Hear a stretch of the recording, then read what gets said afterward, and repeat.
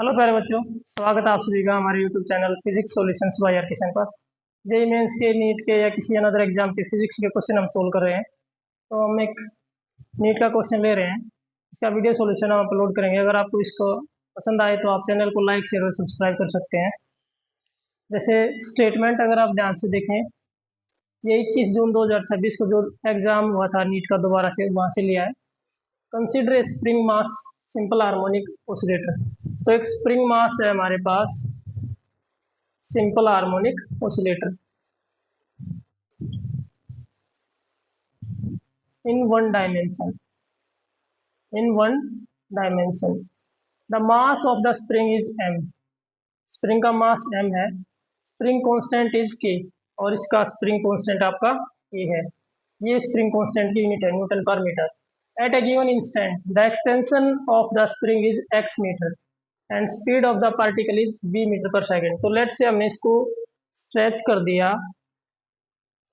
तो जो आपने एक्सटेंशन दी है वो x दी है, उस टाइम पे जो स्पीड है इसकी पार्टिकल की वो क्या आपकी v है। On the x v plane if graph of v as a function of x, जो स्पीड है जो कि फंक्शन ऑफ x है वो का सर्कल आ रहा है, मतलब सर्कुलर ग्राफ आ रहा है। तो लेट से हमारे पास ये एक ग्राफ है x और v में, तो वो एक सर्कल आ रहा है। Then the correct option is, तो स्प्रिंग कांस्टेंट के और मास m में क्या रिलेशनशिप होगी वो हमने बताना है। देखो, in a simple harmonic oscillator in one dimension, total mechanical energy जो होती है, जो कि कंजर्व्ड होती है, वो होती है half mv square kinetic energy plus half kx square elastic potential energy which is conserved. तो इस इक्वेशन को रीअरेंज करके हमने, क्योंकि उसने बोला है कि भी x और v का जो ग्राफ आ रहा है इन वेरिएबल्स का, वो एक सर्कल आ रहा है, तो v और x का जो ग्राफ है वो सर्कल है। तो इस इक्वेशन को, मैकेनिकल एनर्जी की इक्वेशन को हमने सर्कुलर फॉर्म में लेके आना है, जो कि जनरल फॉर्म होती है x square plus y square equals to r square. तो इस शेप में लेके आना है। तो देखो, ई से थ्रू आउट डिवाइड करेंगे तो जो इक्वेशन 1 है ये शेप हमारी हो जाएगी m v square by 2e plus k x square by 2e equals to 1। E से इस इक्वेशन को थ्रू आउट डिवाइड कर दिया।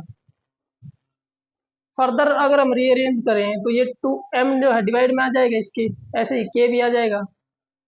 तो ये हमारे पास आएगा v square by 2e divided by m plus x square by 2e divided by k equals to 1।